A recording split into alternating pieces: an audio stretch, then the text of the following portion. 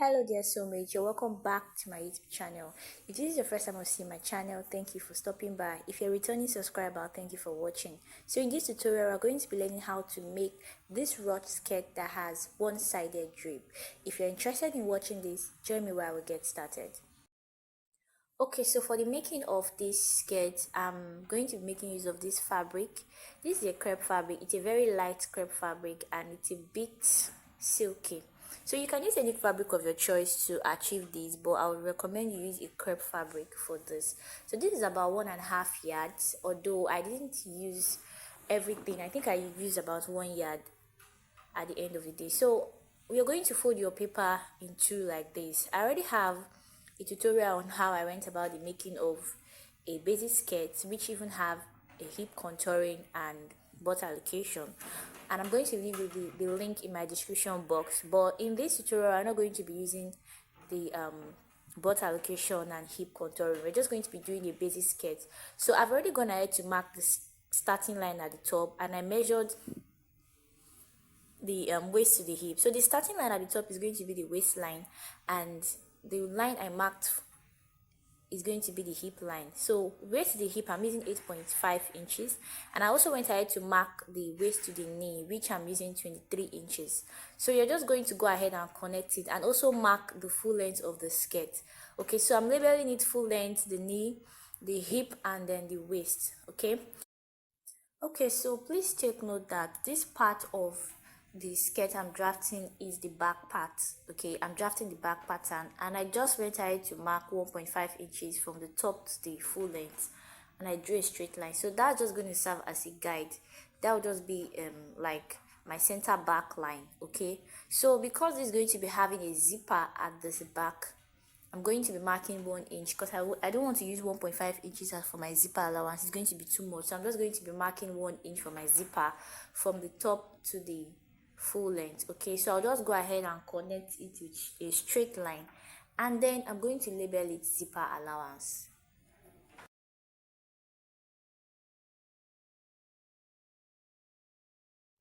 Okay, so I've gone ahead to label it zipper allowance just for us to understand, and I'm trying to make this line here to be visible for us to see. So after doing that, I'm going to come to the waistline at the top, and from the center back line, remember the line we drew earlier was the center back. From that center back line, I'm going to mark my waist measurement divided by 4. Waist measurement divided by 4, I'm going to mark it there, and on the hip line I'll mark the hip measurement divided by 4. So what I have on that hip line, I'm going to replace it on the knee line, and then from that point I'm going to come in by 1.5. So you can come in by 2 inches depending on how penciled or how fitted you want it to be at the lower part, and I'm going to repeat what I have on the knee line on the full length. Okay, so if you, it's a pencil skirt actually. If you want it very fitted, you can come in by 2 inches. Totally optional. It's what you want, it's what you want to achieve, you're going to do. So take note that when connecting the lines together, you just connect them point in a pointy way. What I'm trying to say is that you don't have to mind if they are pointy. Just go ahead and do it. Don't use the curve to connect the waist to the hip. Okay, so from the center back, I came in by half of an inch from the center back, and I came down by about 4 inches rather. I just connected it in. Okay, so the reason why I'm doing this is just to avoid zipper bulge at that area. So from that new line I marked, I went ahead to mark my 1 inch for my zipper allowance and connected it to the part where I have marked my zipper allowance area, because after coming in, of course, it's going to increase. So for this part, I went ahead to replace the half of an inch I took in from the center back. I replaced it at the side back, as you can see. So this is totally optional. You don't have to replace it if you don't want to. If you really want it snatched, then there is no need to replace it, but I did replace it because that's how I want it. So now that I've done the back piece, I want to get the front piece now. So I'm going to take another paper and I'm going to place it on fold, following the same center line that I used earlier for the center back. I'm going to use it for the center front as well. So this is totally optional. You can go ahead and draft it all from the beginning, marking the vertical lines and everything that's on the line, or you can just go ahead and place it down using your tracing wheel to mark the necessary lines there. Okay, so after that I just went ahead to connect it together, or you can just go ahead and draft it back as well. So it's the same thing. The only difference is that the front is not going to be having a zipper allowance. So from the center front, I came down by half of an inch and I connected it to the side. So note that this skirt is actually going to have a band, and I'm going to be using a band of about 1 inch. I don't want it to be too wide. So if you're going to start drafting, I would advise you start marking from that 1 inch for your waistline. But this is how I'm going to do mine. I'm just going to come down from the waistline by 1 inch. This is, it's not compulsory you do it like this, but I prefer doing it like this because it just makes it easy for me. So I'm going to transfer what I have on that side to the other side, so I can have the the waistband on both sides, okay, before I can start manipulating the pattern. So I'm also going to do the same thing for the back by coming down by 1 inch from the waistline, and I'm going to also come down there. So like I said, you don't have to do it like this. You can do it the normal way you do your waistband, whereby you just start your waistline from the 1 inch you want to use for your band, or 1.5 depending on what you want. So after transferring what I have on one side to the other side of the pattern, I'll just cut it out. Remember I said do not make your curves to be curvy, it should be pointy, because we are going to be doing some alterations on it, okay? So just go ahead and cut it out like you see me do. If you're finding this tutorial very helpful, please do not hesitate to give us a thumbs up, leave a comment if you have a question, share our videos, and subscribe to our channel so you can be notified when we upload new videos. Okay, so let's go ahead and continue with our pattern drafting. So I'm going to be marking a nipple to nipple measurement divided by 2, which is 3.5 inches. I'm going to mark it from the top down to the hem, and I'm going to be connecting it with a straight line. So take note that I'm working on the front piece. Okay, I'm working on the front piece, and we're going to be doing some alterations on it. So now that I've gone ahead to connect it together, I'm going to open it like this. Now we are going to also be slashing it, and we're going to be doing some slash and spread on it. But before I do that, I'm going to take the back piece like this, and I'm going to place them, making sure that they align properly, that the lines align well. So this is why you have to make sure that you draft your patterns well so that they can align. I've already gone ahead to tape them down, as you can see. What I'm going to do right now is that I'm going to be slashing one side. So I'll repeat the same thing I did for this side to the other side of the back. I hope you understand what you are seeing. I'm trying to turn it around so that we can see it very well and understand. So now I'm going to be slashing the lines open, okay? But before I do that, I'm going to come for my tape from that 1 inch. Remember we have a band there, and I'm marking 17 inches on that bust pan line that I marked earlier. So now this 17 inches is going to determine how open the slit is going to be at the front, at one side. Please take note that I'm trying to make my slit to not be really revealing. That's why I'm using 17 inches. 17 inches is actually going to be very low, so I'll advise you use like 14 inches or even maybe 15 or 13. This is totally dependent on what you want to achieve. I wouldn't advise you to use 17 inches, but I'm using it because I do not want it to be too open. So as you can see, I'm using my curve to create that slit at that point. If you take a look at what I'm doing, I placed my curve on the first side, and I connected it to one side of the pattern. And as you can see, I just measured about 8 inches from the bust pan line, and I'm using my curve to connect it. So the measurement you use to open it is not really it's not important that you use a particular measurement. Just ensure that you place your curve in a way that is going to give you the shape that you want. So once you are able to do that, just go ahead to connect it with a curve and slash it open from the center, as you can see. Okay, so when you cut it out, you're not going to be needing this other part. You just throw it away. Even after cutting it, if you look at the shape and it's not giving you what you want, go ahead and trim it well. Okay, go ahead and trim it. So I just went ahead to label it so that when I'm working with it, it will be easy for me to identify. So this is what this side looks like now, and this is the point where I mark my 17 inches. I'm using my marker to make that part very visible because I'm going to be needing it when I'm doing my draping, as you can see. So now what we're going to do next is that we're going to be doing something called slash and spread. But before we do that, we are going to be marking with the lines. Okay, so what we are going to do right now is that we are going to come from that point where I marked the 17 inches, and I'm going to, from that point, draw straight lines towards the hand, giving about 2 inches or 2.5 inches space. So this spreading, or this slashing rather, is not a must that you hit a particular measurement. You can just go ahead and slash it open as much as you want. It's totally dependent on how much gathers you want to achieve there. Okay, so after doing that, I'm just going to slash the hip line open. Okay, take note that it's the hip line I slashed open, and I'm going to be joining it towards the back. Not, I opened the hip line for the front, not the back, and then I'm joining it to the back, as you can see. Okay, so it's going to give an opening at that side, and after that I'm going to go ahead and do the same thing for this left part. So from that 17 inches that I marked, if you're using 14 inches, you're using 15, go ahead and mark it. So I'm just going to repeat the same thing, slash it open just the way I slashed the right side open. Okay, so I'm just going to go ahead and create lines for the slashing and spreading.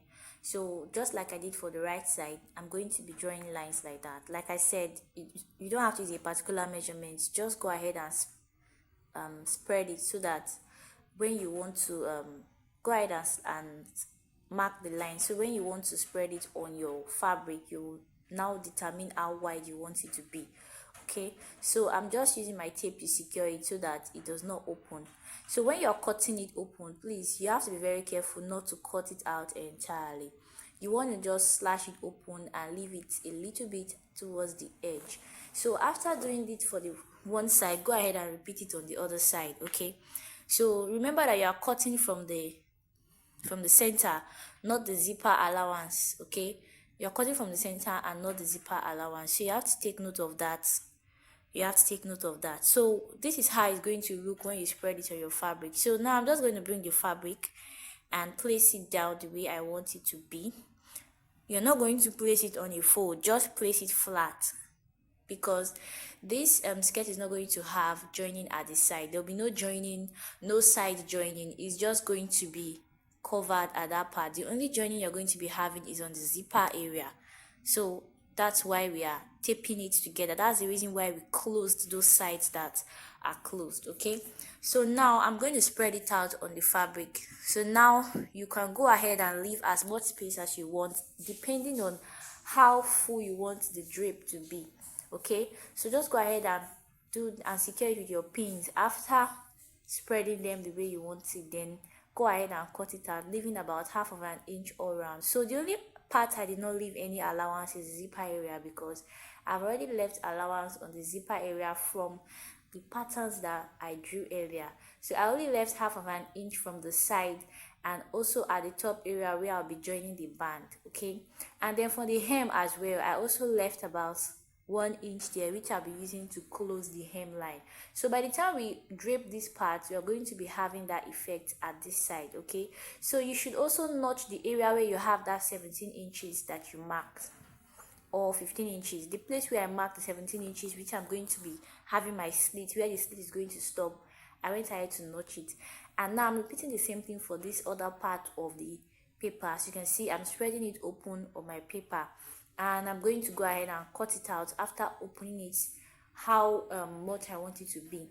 So I'm just going to cut it, leaving half of an inch around the side, except the zipper allowance area, and for the hem I'm going to leave 1 inch, which I'll be using to fold it. Okay, so just go ahead and do the same thing.